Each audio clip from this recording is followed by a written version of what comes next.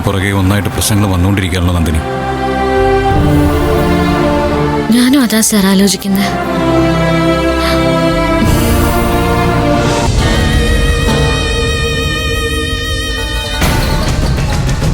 ഒരു ദിവസം കഴിഞ്ഞില്ലേ ആന്റി, എന്തെങ്കിലും പ്രോബ്ലം? ഇപ്പൊ ഒരുപാട് പ്രശ്നങ്ങൾ നടക്കുന്നുണ്ട് മോളെ. ഒരു കൺട്രോൾ ഇല്ലാത്ത അവസ്ഥയിലാ കാര്യങ്ങള്.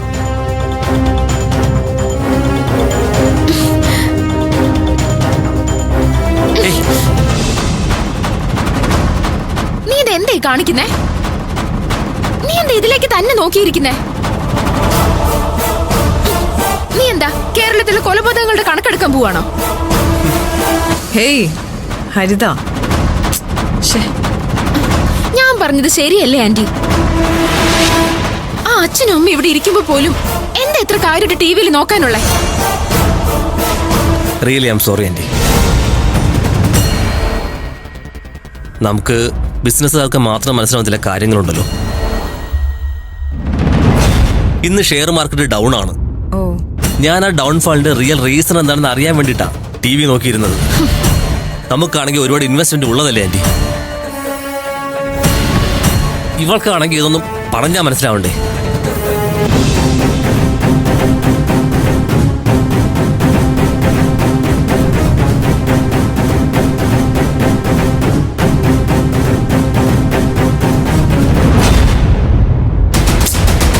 എടി, നീ കൂളാവ്. അവളുടെ കാര്യത്തില് പെട്ടെന്നൊരു തീരുമാനം ഉണ്ടാവും.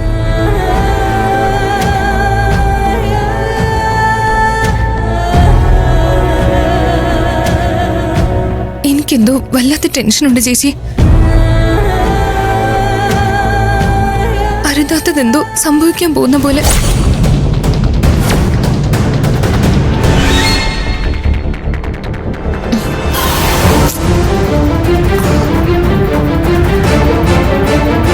കൂളാവ്, വെറുതെ ടെൻഷൻ ആവാതെ.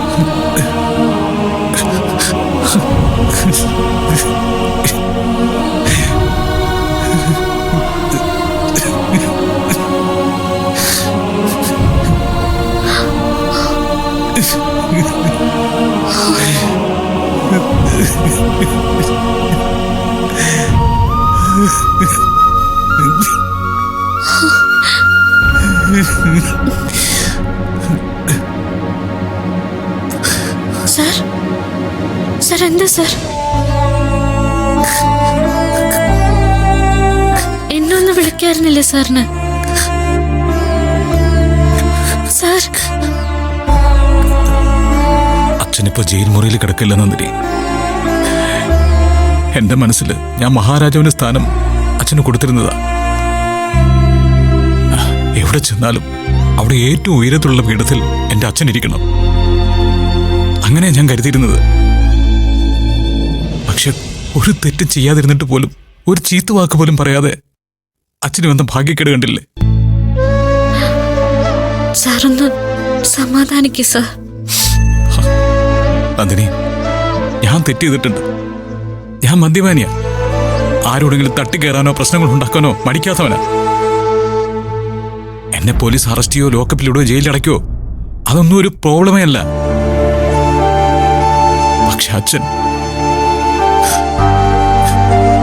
എടൂ, താൻ എപ്പോഴെങ്കിലും അച്ഛനൊരു ചീത്ത വാക്ക് പറയുന്നത് കേട്ടിട്ടുണ്ടോ? ആർക്കെങ്കിലും ഒരു ദ്രോഹം വരണമെന്ന് ആഗ്രഹിക്കുന്നത് കണ്ടിട്ടുണ്ടോ? അച്ഛൻ എല്ലാവരെയും ഇഷ്ടം, എല്ലാവരോടും സ്നേഹമാണ്. അച്ഛനത് താങ്ങാൻ പറ്റില്ലടോ.